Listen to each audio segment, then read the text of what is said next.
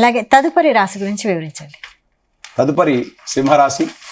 ఆ సింహరాశి వారికి ఆదాయం 11, వ్యయం 11, సమానం ఉన్నది ఆదాయం వ్యయాలు 2. తర్వాత రాజ్యపూజ్యం 3, అవమానం 6. ఈ రాశి వారికి గురువు మే 14వ తారీఖు వరకు 10వ స్థానంలో దశమ స్థానంలో ఉన్నాడు. ఇట్లానే తదుపరి 11వ స్థానంలో ఉంటాడు. 11 లాభస్థానంలో ఉండడం వలన అనుకోని వినుకోని లాభాలు గడిస్తారు. స్థిరాస్తులు, ఇల్లు కొనడమో, ఇంటికి సంబంధించినటువంటి స్థలాలు లాభం ఉంటుంది. అలానే పిత్రార్జితం, తల్లికి తండ్రికి సంబంధించినటువంటి పిత్రార్జితం లాభకారిగా ఉంటుంది. చిన్న చిన్న అనారోగ్య బాధలు ఉంటాయి, అయినప్పటికీ కూడా వాటిని అధిగమిస్తారు. పిల్లలు, విద్యార్థులు వీసా లాంటివి సంప్రాప్తం అవుతాయి.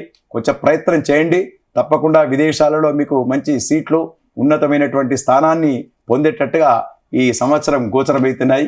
ఉద్యోగ అవకాశాలు ఉంటాయి. అవివాహితులకు మంచి లాభసాటిగా వారి అనుకున్న వరుడు దొరకడం, వధువు దొరకడం జరుగుతుంది. ప్రేమ వివాహాలు ఫలిస్తాయి. వారు అనుకున్న స్థానాన్ని తప్పనిసరిగా పొందుతారు. ఉద్యోగ భద్రత ఏర్పడుతుంది. వారికి ధనం లాభసాటిగా ఉంటుంది. వారు చేసినటువంటి ప్రతి పని విజయవంతంగా సాగుతుంది. మంచి కీర్తి ప్రతిష్టలు పొందేటట్టుగా ఈ సంవత్సరం వారికి ఉంటుందని చెప్పి చెప్పబడ్డది.